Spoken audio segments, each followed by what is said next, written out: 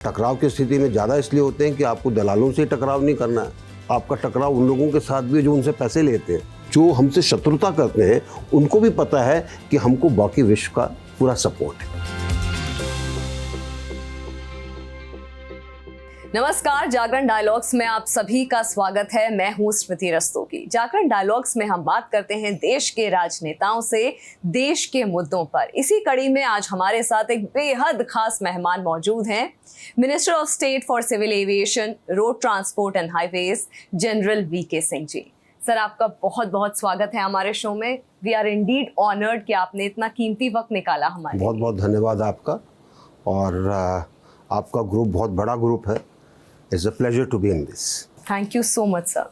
Sir, जब बात होती है देश की, जब आपकी मिनिस्ट्री की बात होती है, एक बहुत अहम जो चीज़ सामने आती है वो है न्यू इंडिया, जिसको लेकर के माननीय प्रधानमंत्री श्री नरेंद्र मोदी जी का भी हमेशा से जोर रहा है कि ऐसी टेक्नोलॉजीज़, ऐसे इनोवेशंस, खासकर रोड और हाईवेज को लेकर के इंट्रोड्यूस किए जाएं कि उसमें चेंजेस आए, बदलाव आए।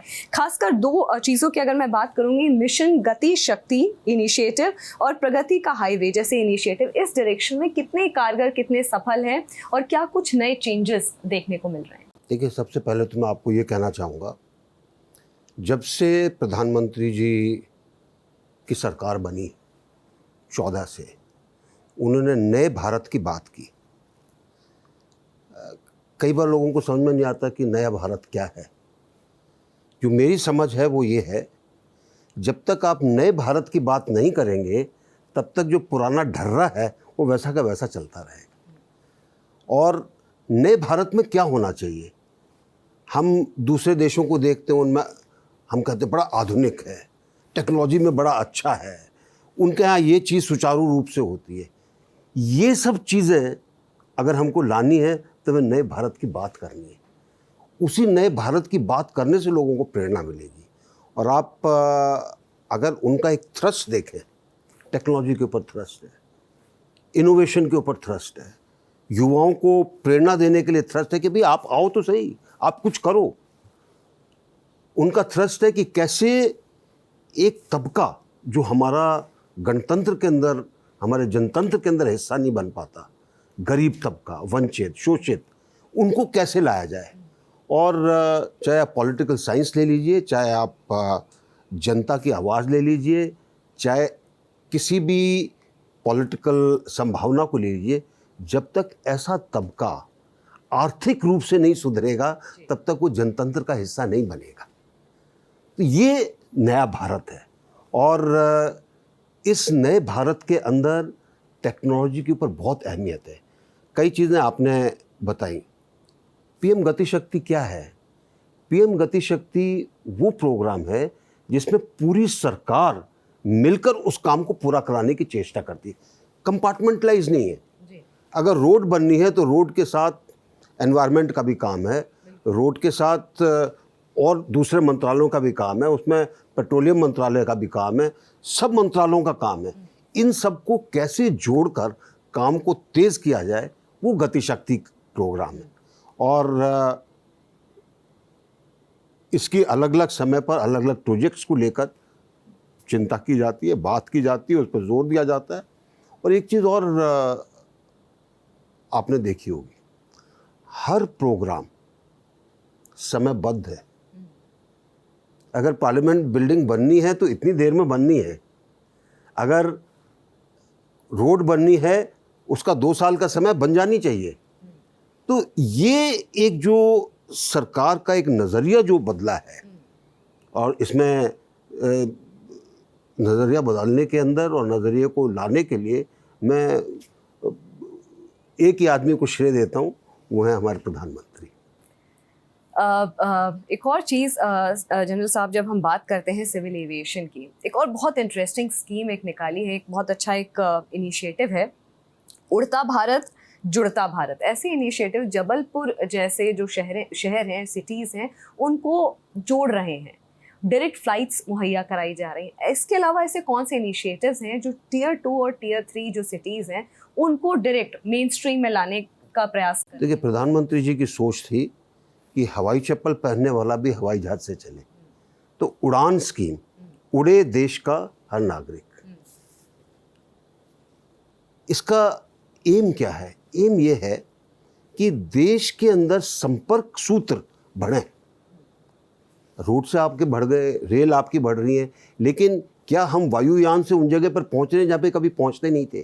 तो जो छोटी छोटी हवाई पट्टियाँ थीं, जो छोटी टियर 2 टियर 3 सिटीज़ थी जहाँ पर सुविधा थी लेकिन उसका इस्तेमाल नहीं होता था कि वो कभी हवाई नक्शे पे नहीं थे, तो उनके लिए उड़ान स्कीम के नीचे एक प्रावधान किया गया कि इस उड़ान स्कीम के अंदर हम वायबिलिटी गैप फंडिंग करेंगे।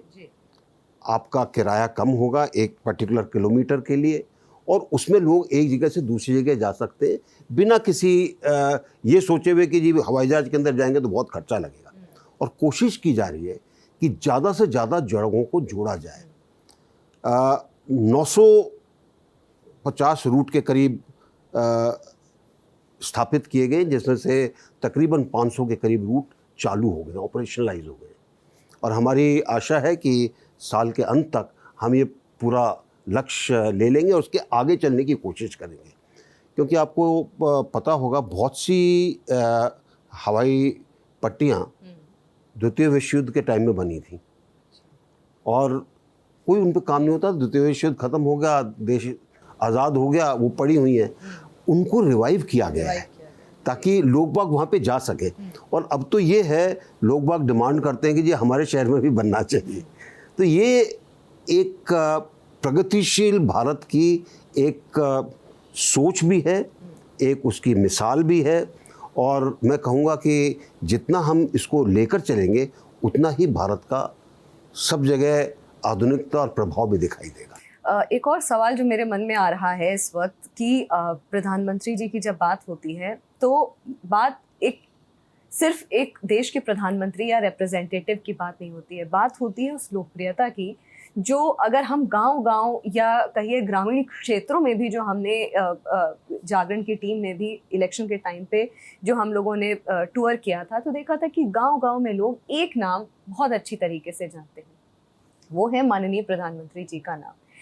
क्या वजह है कि खासकर अगर हम बात करें रोड ट्रांसपोर्ट, जिस तरीके का जाल बिछाया गया है हाईवेज का, रोड का, उन क्षेत्रों तक जहाँ तक आवाजाही में दिक्कत थी, लोग अपने आप को रिलेट कर पा रहे हैं।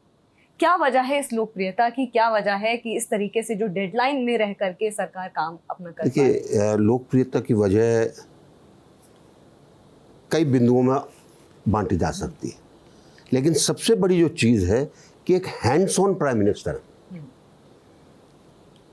उनकी सोच दूरगामी है, सोच विस्तृत है, लेकिन नीचे उसके नट बोल्ट्स के बारे में भी वो चिंता करते हैं। ये नहीं कि बोल दिया कि आपने ये करना है उसके बाद छोड़ दिया। वो होगा कैसे, किस क्रम में होगा, उसके अंदर किस चीज़ की आवश्यकता पड़ेगी, किन लोगों को जोड़ना पड़ेगा, वो इसके बारे में भी चिंता करते हैं। वो चिंता करते हैं कि जो देश के अपेक्षित हैं, जो आखिरी कोने पे जो खड़ा हुआ है, उसको कैसे मेन स्ट्रीम के अंदर लाया जाएगा। तो आप देखिए 114 के करीब ऐसी योजनाएं हैं जिससे कि हम इस तबके का विश्वास जीत सकें, इस तबके को ऊपर ला सकें, इस तबके को अपने मेन स्ट्रीम का हिस्सा बना सकें। चाहे वो प्रधानमंत्री आवास योजना हो, चाहे वो हर घर जल योजना हो, चाहे वो उज्ज्वला में गैस देने की योजना हो, सशक्तिकरण की, चाहे आप बच्चों के लिए देख लीजिए, आप कोई भी उनकी योजना को उठाकर देखिए।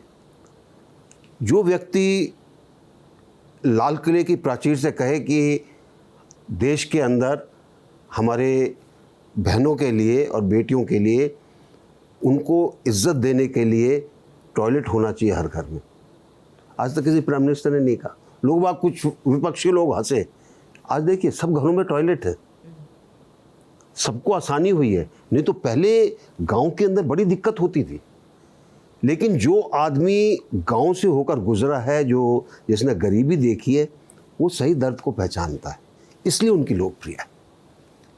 बॉर्डर रोड ऑर्गेनाइजेशन पिछले 5 वर्षों की अगर बात करें तो लगभग 3595 किलोमीटर का जो रोड है, उसका जो जाल है वो लाइन ऑफ एक्चुअल कंट्रोल के आसपास बिछाया गया है। ये एक ऐसा फैक्ट है जो आपने ट्वीट करके भी इसके बारे में हमें बताया था। तो इसके बारे में आपके क्या कमेंट्स हैं कि किस देखिए, तरह एक का काम चीज़ करें? जो प्रधानमंत्री जी ने एक लक्ष्य के रूप में रखी कि देश का जो रोड का जो संपर्क है वो बढ़िया होना चाहिए, और उसको कई हिस्से में बांटा गया। भारतमाला परियोजना थी कि भारत का सारे कोने जुड़ जाएं, जिसमें आपके बॉर्डर के इलाके भी शामिल थे। इकोनॉमिक कॉरिडोर थे, जहाँ पे माल बनता है, जहाँ से माल निर्यात होता है या आयात होता है, वहाँ तक रास्ते अच्छे होने चाहिए। जो पोर्ट की कनेक्टिविटी थी बंदरगाहों की, कि वहाँ पे ताकि चीज़ें जल्दी पहुँच सकें, जितना जल्दी पहुँचेंगी लागत उसकी कम होगी, आप इंटरनेशनल बाज़ार के अंदर कॉम्पिटिटिव हो जाएंगे। इस तरीके से रोड्स के बारे में एक परियोजना रखी गई। इस तरह से रेल के लिए परियोजना रखी कि फ्रेट कॉरिडोर बने, ट्रेनें अच्छी करने के लिए इंतज़ाम किया गया। इसी तरह हवाई सूत्र को अच्छा किया गया। मल्टी मोडल हब्स बनाए गए, जहाँ पर एक जगह से आप, अगर हवाई अड्डा वहाँ पर है तो उसके पास ऐसा स्थान भी होना चाहिए कि अगर वो सामान बाद में रोड से जाना वो जा सके, रेल से जाना रेल से जा सके, नौका या जहाज़ से जाना वहाँ जा सके। तो इनके ऊपर भी ध्यान दिया गया है। ये काम जो है इसी का एक हिस्सा है बॉर्डर रोड्स का, कि बॉर्डर के इलाकों में रोड इंफ्रास्ट्रक्चर को अच्छा बनाना और मजबूत किया हाँ जाए। जी, और अच्छा मजबूत किया। और देखिए, एक टाइम था जब आपको पिथौरागढ़ से तकरीबन पैदल चलना पड़ता था मानसरोवर के लिए। आज हम कोशिश कर रहे हैं कि साल के अंत तक आप गाड़ी से लिपू लेक पास तक पहुंच सकें।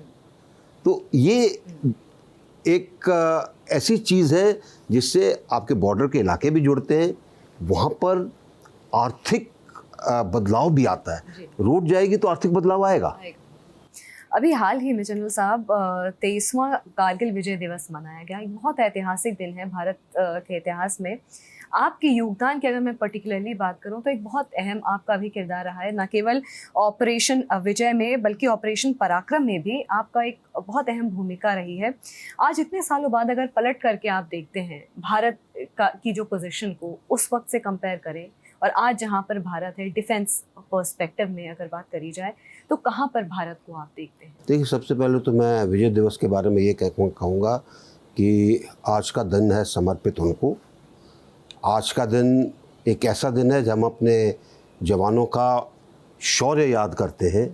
उन बर्फीली पहाड़ी चोटियों पर जहाँ घास भी नहीं उगती, वहाँ से उन्होंने दुश्मन को खदेड़ कर भगाया और एक ऐसा कीर्तिमान स्थापित किया पूरी दुनिया के अंदर कि भारत अपनी रक्षा करने के अंदर सक्षम है, शौर्य की कोई कमी नहीं है।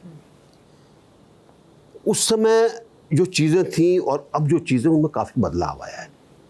बहुत ज़ोर दिया जा रहा है आत्मनिर्भरता के ऊपर, खासकर रक्षा क्षेत्र के अंदर चीज़ें की जा रही हैं जिससे कि हम अपनी चीज़ों पर निर्भर होकर और उसको तकनीकी रूप में और अच्छा विकास कर सकें।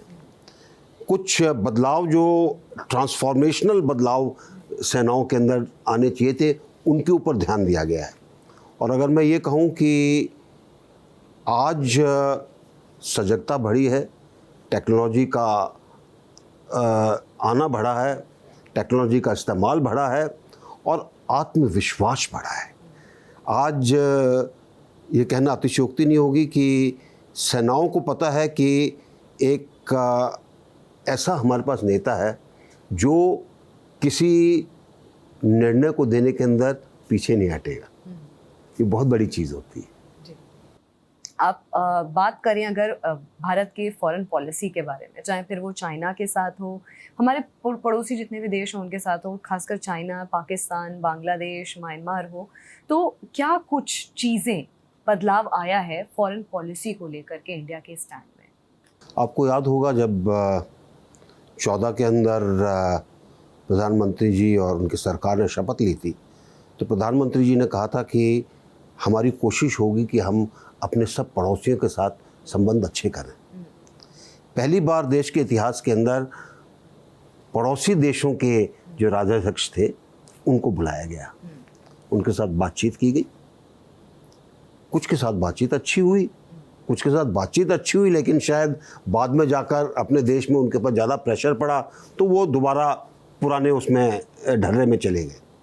लेकिन एक कोशिश रही है कि फॉरेन पॉलिसी के ऊपर काफ़ी ध्यान दिया जाए। और आज अगर आप विश्व में भारत को देखें और आज से 9 साल पहले के भारत को देखें, बहुत फ़र्क है। आज आपके पासपोर्ट की कीमत है, आपका जो ब्लू पासपोर्ट है, जब आप जाते हैं किसी देश के अंदर, अब ये नहीं कहते उधर लाइन में लग जाओ, आप भारत से आए इधर आओ। आप किसी देश में जाते हैं, आपके प्रधानमंत्री की वहाँ पर उतनी ही लोकप्रियता है जितनी देश के अंदर है। सब देशों के साथ संबंध अच्छे हैं। फॉरेन पॉलिसी के तौर पर प्रधानमंत्री जी ने एक फैसला किया कि हमको विश्व के सब देशों के साथ संबंध अच्छे रखने चाहिए, क्योंकि संयुक्त राष्ट्र संघ में वोट सबका एक होता है, चाहे उस देश की आबादी 20,000 हो या कई करोड़ों के अंदर हो। 14 के अंदर प्रोग्राम शुरू हुआ था, 3 साल के अंदर हमने 192 देश के अंदर मिनिस्ट्रियल लेवल का एक डेलीगेशन हर देश के अंदर गया। और उसका फ़ायदा हमको क्या हुआ, हमको जब संयुक्त राष्ट्र में ज़रूरत पड़ती है सब देश हमारा साथ देते हैं। ये उनकी सोच का भी नतीजा है, उनके काम का भी नतीजा है कि आज फॉरेन पॉलिसी के तौर पर हम अच्छे संबंध भी बनाकर रख रहे हैं, और जहाँ तक जो हमसे शत्रुता करते हैं उनको भी पता है कि हमको बाकी विश्व का पूरा सपोर्ट है। आप पहले एनडीए की जो सरकार रही थी तो उसमें भी आपके पास एक बहुत अहम जिम्मेदारी थी। आप minister of state for external affairs, Donear और स्टैटिस्टिक्स एंड प्रोग्राम इम्प्लीमेंटेशन आप संभाला आपने। नॉर्थ ईस्ट रीजन की पर्टिकुलरली अगर हम बात करें तो बड़ा चैलेंजिंग उस एस्पेक्ट पे था जिस वक्त आपने अपने हाथ में बागडोर संभाली एज अ डोनियर मिनिस्टर।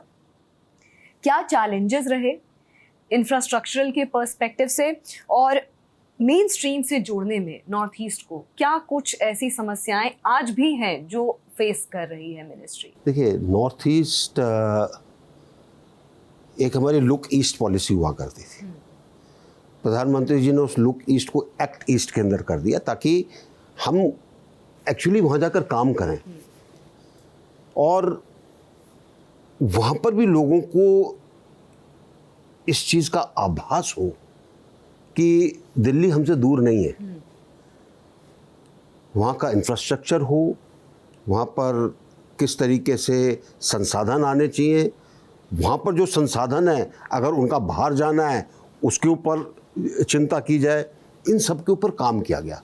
आज जिस तरीके से वहाँ पर इंफ्रास्ट्रक्चर का विकास हुआ है, आज जिस तरीके से कोशिश की गई है कि वहाँ पे जो चाहे वो कृषक उपज हो चाहे दूसरे उनके संसाधन हो, उनको अगर बाहर लाना है तो कैसे लाया जा सकता है। जुड़ाव के साथ साथ वो भी ज़रूरी है। अगर इंटरनेट अगर वहाँ पे काम नहीं करता था, ये कोशिश की गई कि वहाँ पर और अच्छे तरीके से काम करना चाहिए। हवाई यात्रा के लिए नए जगह पर हवाई अड्डे जो थे, जैसे मैंने आपको बताया पुराने हवाई अड्डे थे, उनको ठीक किया गया, लेकिन एक संपर्क स्थापित करने के लिए बहुत कोशिश की गई। आज अगर मैं ये कहूँ कि नॉर्थ ईस्ट दिल्ली के हृदय के नज़दीक है तो अतिशयोक्ति नहीं है, बिल्कुल नज़दीक है, हर चीज़ की जा रही है। और प्रधानमंत्री जी चाहते थे कि वहाँ पर मंत्रियों के अलग अलग विभागों के मंत्रियों के दौरे होते रहें ताकि वो जाके ज़मीन पर देखें कि क्या कमी है क्या नहीं कमी है। ये लगातार दौरे चलते रहते हैं। हालांकि मैं बहुत परिचित हूँ नॉर्थ ईस्ट से, लेकिन मैं भी उन दौरों पर जाता हूँ, मैं अपने विभाग का वहाँ पर काम देखता हूँ और बड़ा अच्छा लगता है क्योंकि अब एक गति दिखाई देती है। एक और बहुत अहम मुद्दा जो कि है अग्निपथ स्कीम को लेकर के। अग्निपथ स्कीम को लेकर के पूरे देशव्यापी एक उग्र प्रदर्शन हुआ। ऑपोजिशन ने भी इसको लेकर के अपनी चिंताएं और कंसर्न्स उठाए। कांग्रेस ने भी प्रोसीडिंग्स, मॉनसून सेशन में प्रोसीडिंग्स के दौरान वॉकआउट किया। क्या रीज़न है लोगों में और ऑपोजिशन में इस स्कीम को लेकर के जो डर बना हुआ है, क्या रीज़न है इसके पीछे? कोई रीज़न नहीं। अगर आपने ठान लिए कि हमको विपक्ष के रूप में हर चीज़ के ऐसे टकराव करना है तो आप टकराव करेंगे बिना सोचे समझे। देखिए, कांग्रेस जो इतने साल पावर में रही, उनको भी पता है कि कारगिल के बाद जो एक समीक्षा कमेटी बैठी, रिव्यू कमेटी जो बैठी, उन्होंने एक फैसला लिया था कि देश की सेनाओं का प्रोफाइल यूथफुल होना चाहिए। उसमें ऑफिसर भी शामिल थे, जवान भी शामिल थे। उसके बाद अजय विक्रम सिंह कमेटी आई, उसने रिव्यू किया कि भाई ये क्यों नहीं इम्प्लीमेंट हुआ, इसमें क्या क्या करना चाहिए। कुछ उनकी सिफारिशें सेनाओं ने मानी, कुछ अधूरी रह गई। एक चीज़ जो दोनों कमेटियों के अंदर बड़ी ख़ास थी वो ये थी कि परमानेंट कार्डर और सपोर्ट कार्डर। सपोर्ट कार्डर का मतलब जो ज़्यादा समय पर नहीं रहते, परमानेंट नहीं है, उनकी रेशो 1:1.1 होनी चाहिए। यानी कि एक आदमी की जगह ज़्यादा लोग होने चाहिए जो कि सपोर्ट कार्डर के अंदर। अब ये सपोर्ट कार्डर कहाँ से आएगा?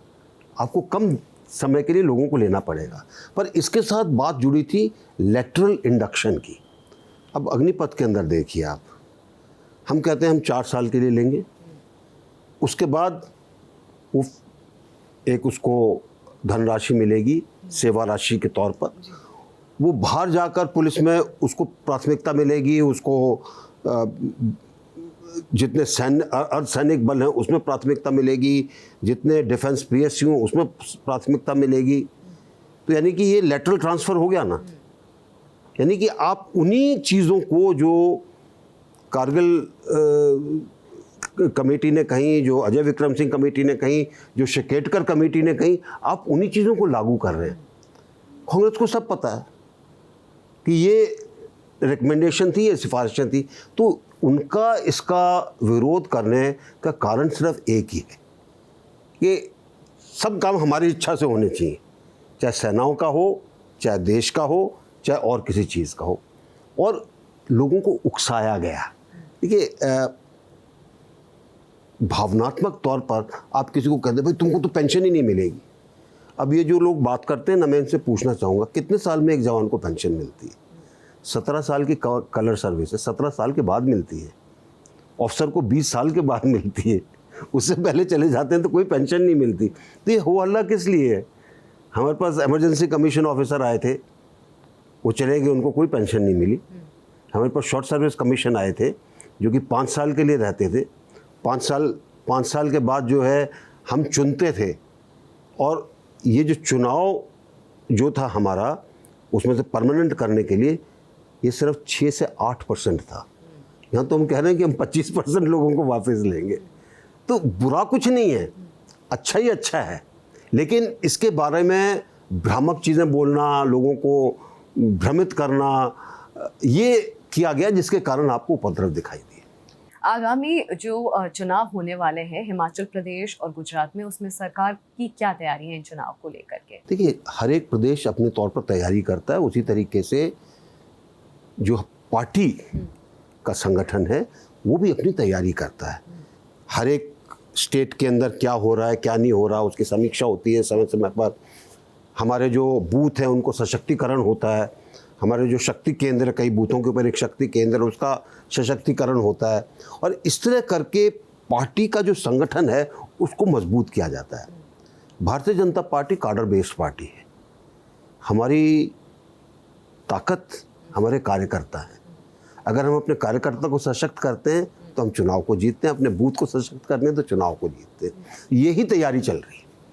पिछले दिनों मेरी बात हुई थी शाइना एनसी जी से, तो उन्होंने एक बहुत इंटरेस्टिंग फैक्ट बताया कि सबसे ज़्यादा जो कार्यकर्ता हैं, जो काम कर रहे हैं, वो भारतीय जनता पार्टी के कार्यकर्ता हैं जो ग्रास रूट लेवल पे काम कर रहे हैं। तो ऐसे में इनका जो रोल है, इनका जो किरदार है, आने वाले वक्त में कितना अहम निभाते हुए? कार्यकर्ता का किरदार तो सबसे अहम है। यानी कि आप बिना कार्यकर्ता के चुनाव नहीं जीत सकते। वो दिन गए, आप पैसा फेंक दिया, ये कर दिया, वो कर दिया। भारतीय जनता पार्टी का जो आधार है वो कार्यकर्ता है, और वो ऐसा कार्यकर्ता जो अपने मन से, अपने तन से और अपने ही धन से काम करता है। और काम सिर्फ किस लिए करता है? उसकी आस्था है कमल के प्रति, उसकी आस्था है भारतीय जनता पार्टी के प्रति। आपकी लोकसभा कॉन्स्टिट्यूएंसी गाजियाबाद है, उसमें वहाँ पे किस तरह का काम हुआ है जब से आपने संभाली है ये कॉन्स्टिट्यूएंसी, और क्या कुछ नया बदलाव हुआ है यहाँ पे? देखिए, गाज़ियाबाद जब मैं गया था तो वो फिल्म जिला गाज़ियाबाद के जो स्वरूप है उससे जाना जाता था। लैंड माफिया, कोई विकास नहीं, क्राइम, इन चीज़ों के लिए जाना जाता था। उस समय मुझे गाज़ियाबाद से दिल्ली आने में अगर ट्रैफिक ना हो तो 1.5 घंटा लगा लीजिए, और ट्रैफिक हो तो कई बार 3 घंटे तक लगते थे। पहली चीज़ हमने जो ध्यान दिया वो था, और वो लोगों की डिमांड भी थी कि उस समय का नेशनल हाईवे 24, अब नेशनल हाईवे 9 है, वो उसका चौड़ीकरण किया जाए। तो चौड़ीकरण की जगह हमने एक्सप्रेसवे बनवाया। उसमें हमें नितिन गडकरी जी की बहुत सहायता मिली, काफ़ी लोगों को हम लेकर गए, और ये सिर्फ गाज़ियाबाद तक नहीं बना, ये मेरठ तक बना। आज 16 लेन का, बल्कि 14 लेन का हाईवे है यूपी गेट तक, उसके बाद 16 लेन है, उसमें से 8 चली जाती हैं हापुड़ के लिए, 8 चली जाती है मेरठ के लिए। आज आप आधे घंटे के अंदर गाज़ियाबाद पहुंच सकते हैं। इतनी आप 40 मिनट के अंदर या 45 मिनट के अंदर मेरठ पहुंच सकते हैं। और इसका फ़ायदा देखिए, पहले मेरठ के लोग जो दिल्ली काम करने आते थे बड़े दुखी होते थे।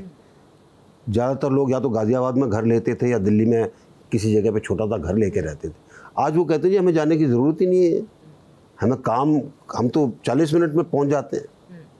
और जिस दिन रैपिड रेल ट्रांजिट सिस्टम हमारा शुरू हो जाएगा उस दिन और अच्छा हो जाएगा, वो भी हम लेकर आए, क्योंकि पहला रैपिड रेल ट्रांजिट सिस्टम जो है उसका पहला फेज़ दिल्ली से मेरठ बना है, गाज़ियाबाद होकर जाता है जी। गाज़ियाबाद के अंदर एयरफोर्स का एयर बेस था, उसके ऊपर सिविल एनक्लेव बनाया ताकि यहाँ से हमारी फ़्लाइटें जा सकें। कुछ फ़्लाइटें चलाने में दिक्कत आई क्योंकि दिल्ली नज़दीक है, थोड़ा एक कन्फ्लिक्ट है जिसको ठीक करने की कोशिश की जा रही है, हमारी फ़्लाइटें चलेंगी। बहुत सी विकास की चीज़ें ऐसी थीं जो उनको लाना ज़रूरी था, पुरानी डिमांड थी 30 साल 40 साल की, चाहे ओवर ब्रिजेस की हो, चाहे अच्छे रोड की हो, चाहे किसी इलाके के सुधार की हो। आज गाज़ियाबाद एक शहर लगता है। गाज़ियाबाद के अंदर क्रिकेट स्टेडियम आने वाला इंटरनेशनल स्टैंडर्ड का, कुछ उसमें रुकावट थी, उसको दूर करा रहे हैं। बिजली की आपूर्ति अच्छी हो गई है। हमारे यहाँ एक नेशनल इंस्टीट्यूट ऑफ यूनानी मेडिसिन आ रहा है, एक उत्तर प्रदेश का प्रशिक्षण केंद्र आ रहा है जिसमें जितने पॉलिटिकल जनप्रतिनिधि होते हैं उन सबकी के प्रशिक्षण के लिए बंदोबस्त होगा। हमारे यहाँ नया एक सभागार बना है जिसके अंदर अच्छी तरह से लोग बाग बैठ सकते हैं, कुछ नहीं था गाज़ियाबाद में पहले। रोड्स तो ऐसी हैं कि आज आप गाज़ियाबाद से दिल्ली को जोड़ते हैं, अगले साल या अगले साल के अंत तक आप देहरादून गाज़ियाबाद से 2.5 घंटे में पहुंच सकते हैं सीधे, आपको किसी शहर के बीच में से जाने की ज़रूरत नहीं।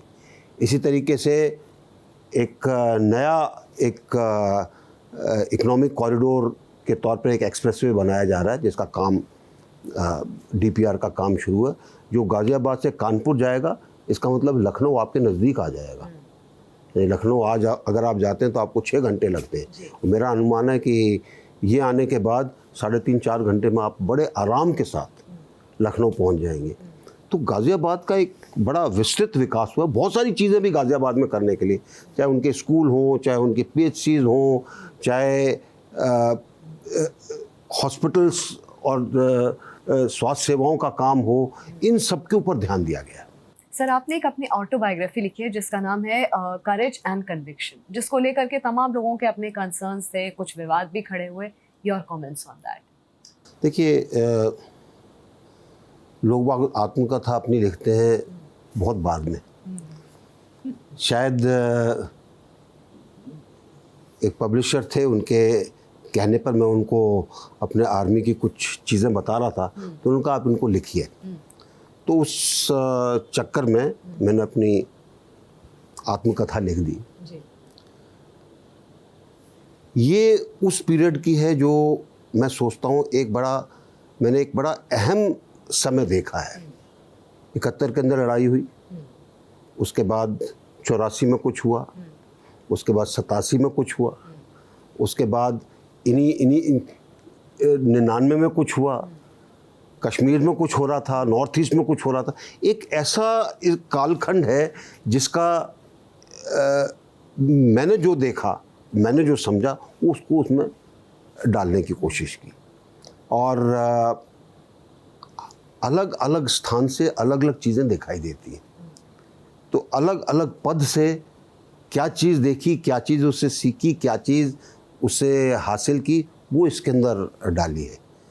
चीफ के पद से क्या देखा, क्या तंत्र था, किस तरीके से काम होता सरकार में, वो सब देखने को मिला।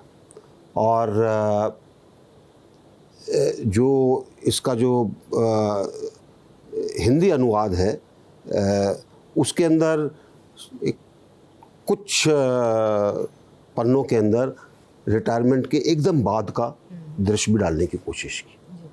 तो ये है, जो विवाद हुए उनके बारे में भी बात की है, जो नहीं होने चाहिए थे उनके बारे में भी बात की, जिसको लेकर के लोग अपना अपना जो कंसर्न्स हैं या देखिए कई कंसर्न्स हैं, कई चीज़ें ऐसी हैं जिनके बारे में लोगों ने अलग चीज़ चलाने की कोशिश की। कुछ इसलिए कि अगर आप एक बहुत भारी लॉबी है जो कि हथियारों के दलाल होते हैं, आर्म्स डीलर होते हैं, जब आप उनको रोकने की कोशिश करते हैं तो आप टकराव की स्थिति में होते हैं। और टकराव की स्थिति में ज़्यादा इसलिए होते हैं कि आपको दलालों से टकराव नहीं करना है, आपका टकराव उन लोगों के साथ भी जो उनसे पैसे लेते हैं। तो आपको पूरे तंत्र के साथ तो उसमें कोशिश की जाती है कि कैसे आपको नीचे खींचा जाए। कोई आपकी टांग खींचेगा, कोई हाथ खींचेगा। जनरल साहब, आज़ादी का अमृत महोत्सव मनाया जा रहा है, जिसमें तरह तरह के कार्यक्रम सरकार ऑर्गेनाइज कर रही है। ऐसे में हाल फिलहाल 75 लाख सैपलिंग्स लगाई गई, जिनमें आपने मुख्य रूप से पार्टिसिपेट किया। 15 अगस्त आने वाला है।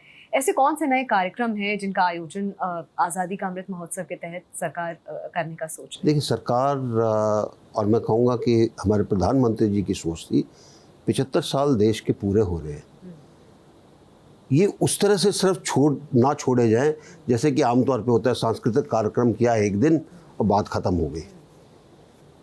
ये 2 साल कार्यक्रम चल रहे हैं, इसके अंदर बहुत सारी चीज़ें की गई हैं। चाहे इसके अंदर अमृत सरोवर बनाने का काम हो, ताकि ये सरोवर बाद में जल संचय के साथ साथ जल स्तर का भी जो समस्या होती है उसको ठीक करें।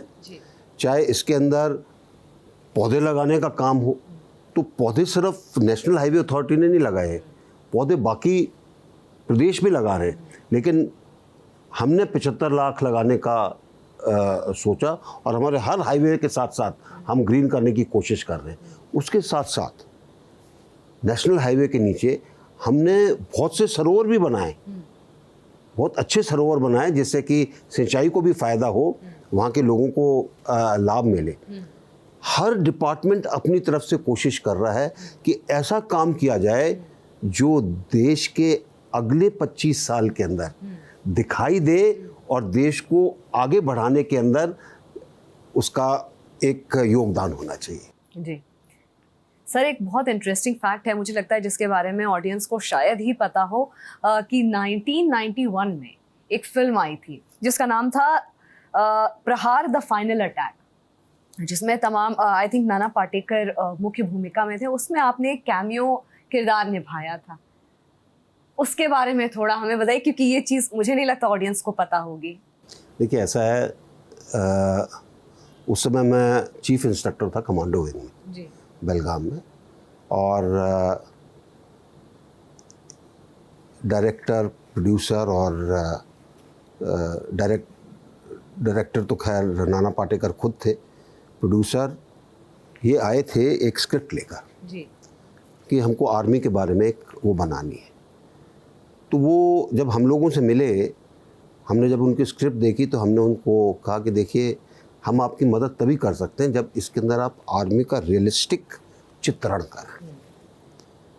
तो उनके स्क्रिप्ट के अंदर काफ़ी कमी हमने देखी, उसको हमने कहा आप इसको ठीक करिए। वो ठीक किया। जब आए तब हमने कहा कि अब आप अपने लोगों को ट्रेनिंग के लिए भेजिए, क्योंकि हम नहीं चाहते कि पर्दे के ऊपर जो चित्रण है वो आर्मी का ख़राब दिखाई दे।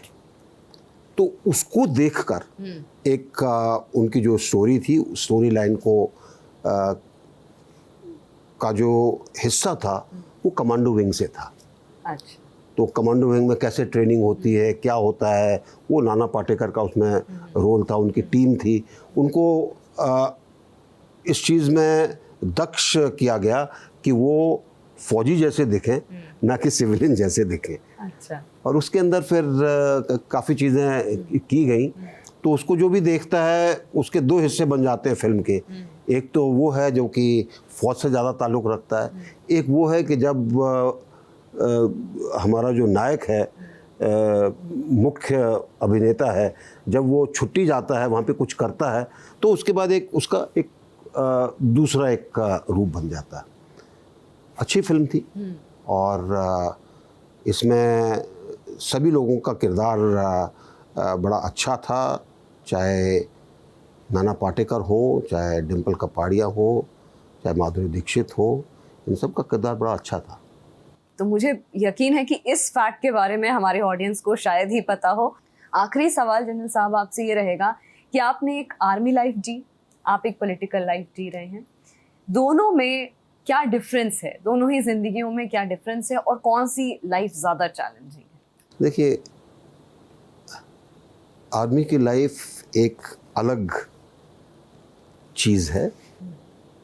आप फ़ौज में आते हैं, फ़ौज में रहते हैं, आपकी एक पारिवारिक उसके साथ जुड़ाव है, और उसके बाद का जो भी आप करते हैं वो एक अलग चीज़ है। दोनों के बीच में कंपैरिजन नहीं करना चाहिए, क्योंकि अगर आप कंपैरिजन करते हैं तो या तो आपने सोचा नहीं है दोनों के बारे में, और या आप जानबूझकर कोई उसमें से टीका टिप्पणी करना चाहते हैं। मैं सोचता हूँ कि दोनों के बीच में कोई वो नहीं है। आपकी कुछ क्वालिटीज़ आप फौज से लेकर आते हैं, उन क्वालिटीज़ को अगर आप बरकरार रख के उनको लेकर अगर आप चलते हैं तो आपको हमेशा सब जगह सफलता मिलेगी।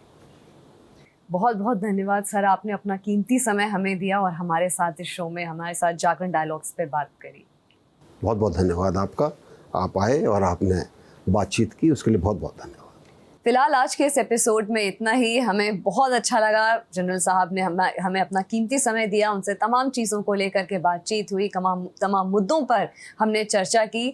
अगले एपिसोड में फिर मुलाकात होगी एक और नए राजनेता से, एक और नई पर्सनालिटी से। तब तक के लिए मुझे दीजिए इजाज़त। नमस्कार।